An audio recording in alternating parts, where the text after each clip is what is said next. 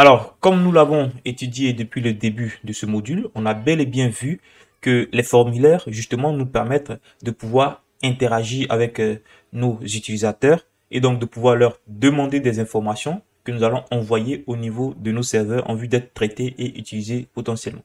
Mais il y a un gros problème. Le simple fait de pouvoir donner à l'utilisateur la possibilité de renseigner des données au niveau de notre site est véritablement un gros danger, ok? Tout simplement parce qu'il y a des utilisateurs qui sont malveillants donc au niveau du web, des hackers, des pirates et ainsi de suite. Donc, dans ce chapitre, il sera question justement d'aborder la raison pour laquelle justement on doit valider nos formulaires et je vais vous montrer quelques petites astuces voilà que nous offre déjà de façon native le HTML pour pouvoir justement solutionner donc ces différentes problématiques. Mais bien évidemment, ce n'est pas suffisant comme nous allons le voir. Alors, premièrement, pourquoi sécuriser ces formulaires? Comme je le disais tantôt, on a la possibilité grâce au formulaire d'interagir avec nos utilisateurs et de demander des informations.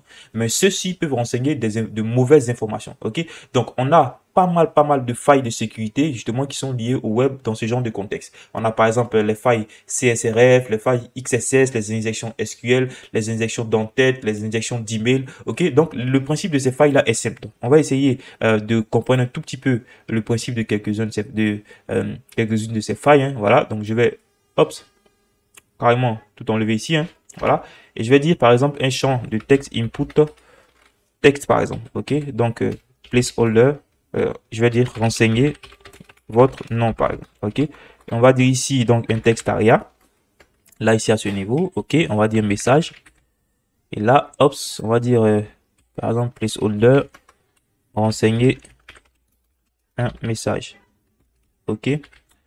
Alors ici, on va maintenant mettre un petit PR pour le petit bouton là. On va dire envoyer par exemple. D'accord? Donc vous devez savoir ici que lorsque vous ne renseignez rien au niveau du bouton, ça sera par défaut un bouton de type submit dans la mesure où il est situé dans un formulaire. Ok? Donc ici, ce qu'on va faire, c'est de mettre ça hop, dans une div histoire d'avoir quelque chose d'un peu plus correct de façon visuelle. Ok? Hop, voilà. Imaginons que ça, c'est un formulaire qu'on a mis en place au niveau de notre site internet qui demande à l'utilisateur de renseigner des informations, notamment son nom et son message. Ok? Nous, de notre côté, dans l'idéal, on attend justement le nom de l'utilisateur et le message de celui-ci. Mais le problème ici, c'est que si l'utilisateur est malveillant, il peut rentrer des scripts au niveau de ces données-là, puisque de toute façon, ces données sont destinées à être emmenées au niveau de notre serveur et traitées au niveau de notre serveur.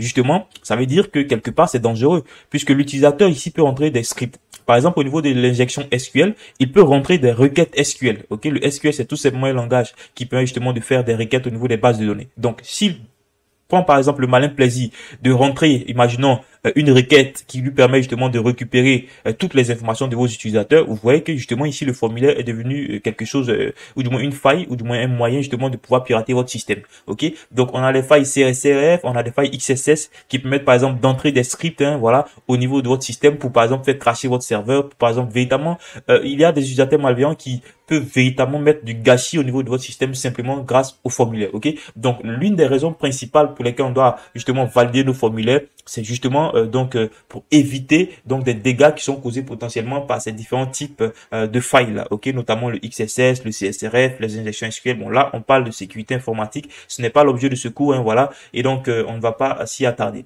Donc, comme je le disais tantôt, comment sécuriser justement donc nos formulaires? Déjà, il est important de savoir qu'au niveau du HTML, on a quelques attributs, hein, voilà, qui vont nous permettre justement de gérer un tout petit peu ça. La première des choses que je vous demande, le premier conseil, et là c'est une règle d'or même de façon générale au niveau du web, c'est de ne jamais faire confiance aux utilisateurs.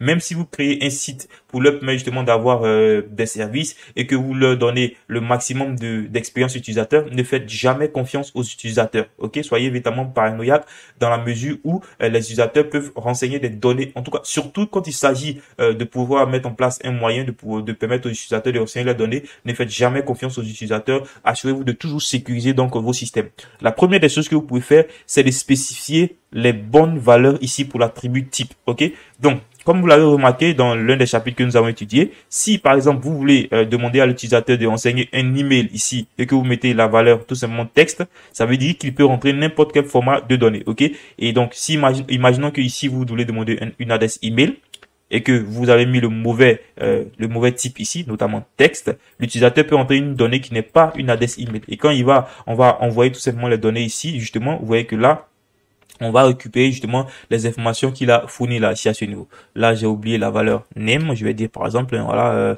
name, justement, on va dire par exemple email. Ok, on suppose que c'est l'email qu'on veut mettre là et qu'on a enseigné un mauvais type. Ok, vous allez voir ici justement que ce qui va se passer, hop, on va carrément enlever ça et hop, je rentre n'importe quoi, une donnée qui n'est même pas une adresse email.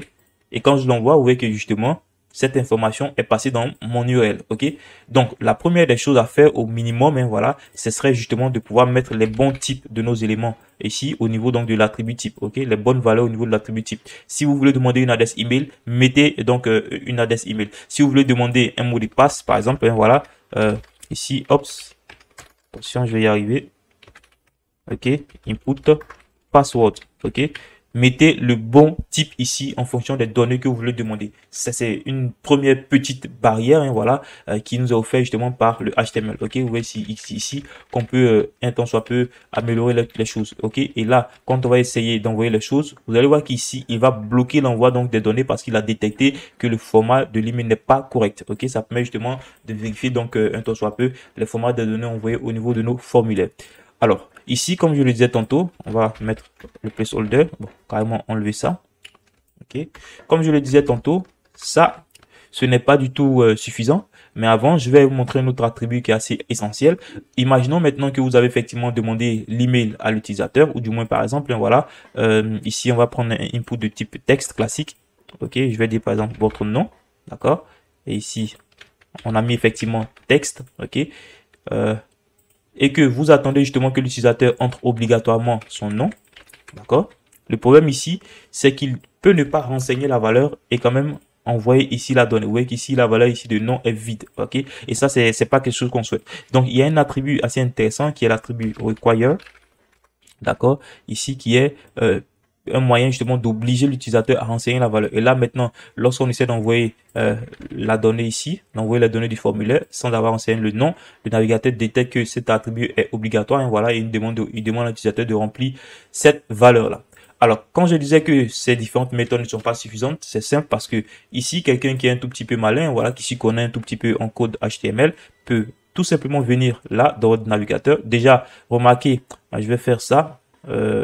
Ops, input, ok, on va dire email, hein, voilà, on s'attend effectivement une adresse email, ok, et on impose à l'utilisateur justement de fournir ces données, ok, donc normalement, quand il vient là, tant qu'il n'a pas renseigné les données, hein, voilà, on l'empêche d'y arriver. Mais quelqu'un qui est un petit peu malin, comme je le disais tantôt, peut venir ici, directement au niveau de votre code, et enlever l'attribut require, ok, enlever ici l'attribut require. Et par exemple ici, il vient là, il enlève l'attribut require là et il met par exemple un type texte là. Hop. Vous devez savoir que les changements qui sont faits ici se répercutent en temps réel sur justement le code ici qu'on a à ce niveau, sur l'affichage qu'on a. Ok, le texte arrière, il enlève tout simplement ça. Hop. Et là, vous voyez qu'il peut carrément envoyer les données de façon comme il le veut. Ok, on lui a rien demandé ici, d'accord. Donc c'est pour ça que je disais que cette méthode n'est pas suffisante. On a d'autres possibilités justement qui nous sont faites hein, pour justement sécuriser nos formulaires, donc au niveau de nos sites. Mais ce n'est pas l'objet de ce cours. On peut notamment utiliser le langage JavaScript pour faire de la sécurité donc côté client, d'accord. Donc vous devez savoir que les niveaux de sécurité peuvent différer. Hein. Donc côté client, on peut utiliser les éléments natifs offerts par le HTML. Quand je parle de côté client, c'est tout ce qui intervient au niveau du navigateur, ok, au niveau donc du client, ok. Donc on peut justement utiliser les moyens natifs offerts par le HTML. On peut également utiliser le langage JavaScript qui est un langage côté client pour justement donc améliorer la vérification au niveau de nos données, ok. Mais de toute façon, il y a aussi quand même des petites limites parce que beaucoup de choses peuvent se passer dans le processus de transition des données entre le client et le serveur. Et donc, l'un des moyens beaucoup plus sûrs de sécuriser nos formulaires, c'est justement au niveau du script côté serveur, de mettre en place des scripts justement qui vont permettre de nettoyer, de filtrer, de vérifier les données avant justement de, par exemple, les insérer dans notre base de données, ok. Et étant donné que dans la majorité des cas, les pirates n'ont pas systématiquement directement accès à nos serveurs, ils ne peuvent pas justement aller, par exemple, modifier les scripts au niveau justement de nos serveurs. Ok, mais bien sûr, il y a des niveaux de piratage beaucoup plus avancés qui permettent justement de détruire des infrastructures complètes. Mais pour ma part, je vous ai donné quelques petites astuces, hein. Alors, exemple de langage backend, par exemple, on a le PHP, on a justement le Node.js, donc du JavaScript côté serveur, du Python. Tous les langages backend permettent justement, ou du moins tous les langages côté serveur permettent justement, ou du moins donnent un moyen de pouvoir sécuriser les données venant des utilisateurs. Ok, donc j'espère que vous aurez compris le principe, hein. La règle d'or, c'est de ne jamais faire confiance aux utilisateurs et faire toujours de son mieux pour pouvoir sécuriser au maximum les formulaires qu'on met en place au niveau de nos sites internet. Ok, donc sur ce, je vais pratiquement m'arrêter là. Ce chapitre a été en grande partie théorique. Donc déjà dans le prochain chapitre, hein, on va justement traiter de tout ce qui concerne l'envoi maintenant de données au niveau donc du formulaire. On va par exemple essayer de voir pourquoi les données viennent ici et comment changer ce mode de transmission et ainsi de suite. Alors donc je vous donne rendez-vous dans le prochain chapitre.